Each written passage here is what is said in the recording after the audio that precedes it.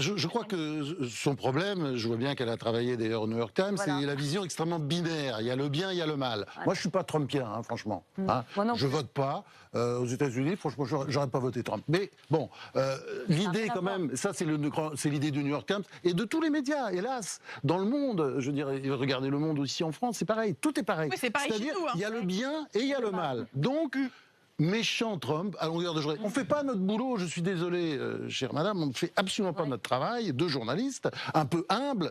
Au lieu de transformer les journaux en torchons électoraux, expliquer tous les jours que c'est pas bien, que Trump c'est la dictature, qu'il est en train d'apporter la dictature, que c'est la ruine, etc.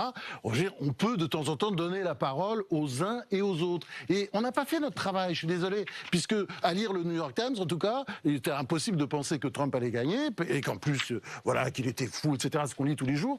Dans nos journaux, c'est la même chose. Je pense qu'il est temps, après ce fiasco total des médias et des commentateurs et de toute une série de personnes, y compris moi, je n'imaginais pas que ça allait être si fort. Eh bien, je pense qu'il est temps un peu de faire, oui, une forme de mea culpa. Enfin, moi, je le ferai pas aussi fort. Peut-être devrait le faire le New York Times et Le Monde, qui ne le feront jamais d'ailleurs. Mais je pense qu'on n'a rien vu. Et c'est vrai que la question sur le tropisme est là. C'est-à-dire qu'il y a une vraie idéologie. Moi, c'est pas la mienne, mais enfin, elle existe, elle est là. Et je veux dire, je comprends pas que notre travail, si vous voulez, pour moi, ça ne consiste pas à condamner, à dire c'est pas bien.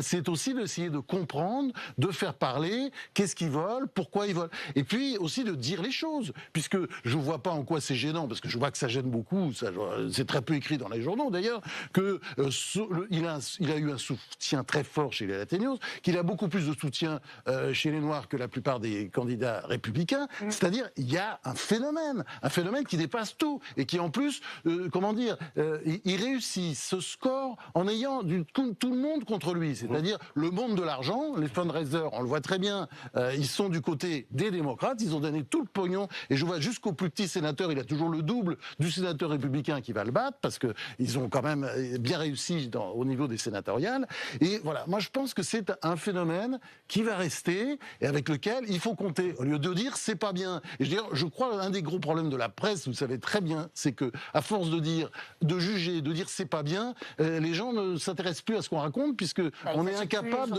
de raconter, de faire parler, de décrire et d'analyser.